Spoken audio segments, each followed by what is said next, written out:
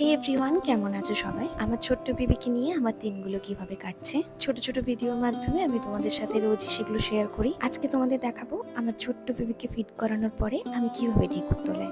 Newborn বেবিকে খাওয়ানোর পরে ঢেকুর তোলানো অবশ্যই উচিত। এতে করে বেবিদের খাওয়ানোর সময় শরীরের ভিতরে যে এক্সট্রা হাওয়াটা যায় সেই গ্যাসটা বেরিয়ে যায়। এতে করে বাচ্চাদের খাবার সঠিক কাজে লাগে, ওদের ঘুম ভালো হয়, বেবির ওয়েট বাড়ে, বারবার মুখ দিয়ে দুধ তোলে না। এভাবে বসিয়ে বা কাঁধে ফেলে দুরকম ভাবেই ঢেকুর তোলানো যায়।